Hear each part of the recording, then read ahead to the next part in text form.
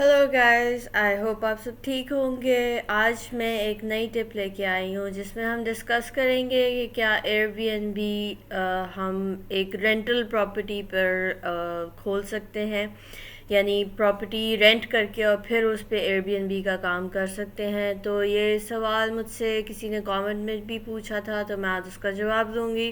तो प्लीज़ मेरी वीडियो आखिर तक देखें क्योंकि ये बहुत इम्पोर्टेंट है।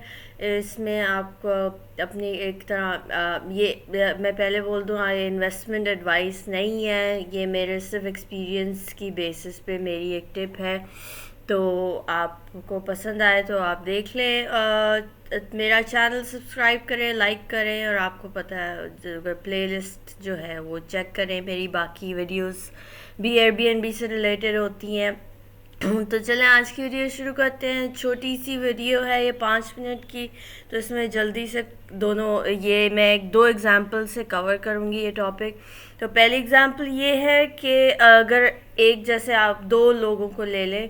एक बंदा है जिसके पास बहुत सारी प्रॉपर्टीज़, अपनी पर्सनल प्रॉपर्टीज़ हैं, और उसने उनमें एयरबीएनबी किसी एक में काम शुरू किया है उसने, और उसको एक्सपीरियंस हो गया है हैंड्स ऑन रेंट करने का।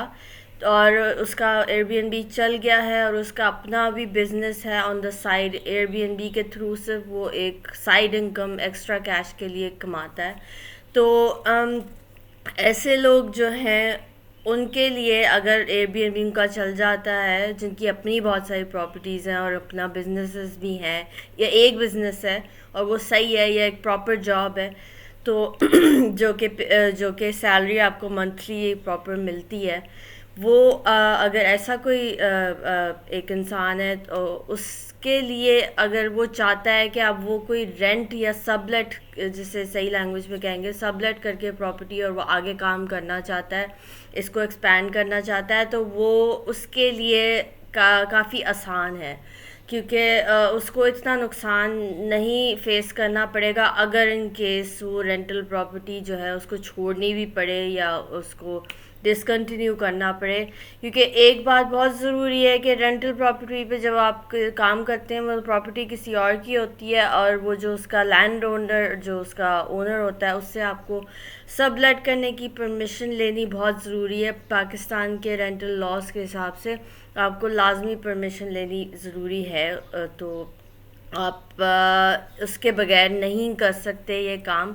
और अगर उसका मूड चेंज हो जाता है ओनर का, और वो कहता है जी अब आप छोड़ दें, आपको नोटिस दे देता है, तो आपका पूरा सेटअप डिस्टर्ब हो सकता है।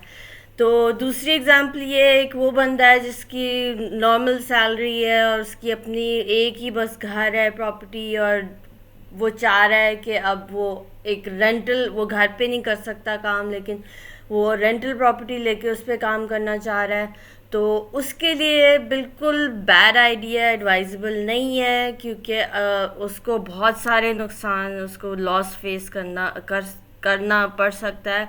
क्योंकि उसके लिए एडवाइस है मेरी कि वो या तो अपना घर का जो पर्सनल प्रॉपर्टी है उसका ऊपर वाला पोर्शन, या कोई एक कमरा, या कुछ भी कोई एक्स्ट्रा कमरा बना के वो आप पहले उस पे प्रैक्टिस करें। अगर वो ठीक चल जाए तो कोशिश करें कि आप उसी पे ही रहें। अगर आपकी इनकम, या वो टोटली आपके लाइफस्टाइल पे डिपेंड करता है। अगर आपकी इनकम लिमिटेड है, आपके एक्सपेंसेस, यानी आप इतने, आपके बहुत सारे घर नहीं है अपने नाम पे, तो फिर आप जो हैं वो अपने नाम की प्रॉपर्टी पे ये काम करें। आप रेंटल प्रॉपर्टी पे ये काम मत करें। आपको आगे एयरबीएनबी पे एक लिमिटेड अमाउंट आप कमा सकते हो, वो लाखों मिलियंस सिलियंस वाली वो सब गलत बातें हैं। तो बस यही इसका जवाब है। आई होप आपको ये वीडियो पसंद आई होगी। अगर पसंद आए तो प्लीज़ लाइक का बटन दबाइए, मेरा चैनल सब्सक्राइब करें, और मेरी वीडियोस देखते रहें फर्दर आगे टिप्स के लिए। तो इंशाल्लाह फिर मिलते हैं। ओके, अल्लाह हाफिज़।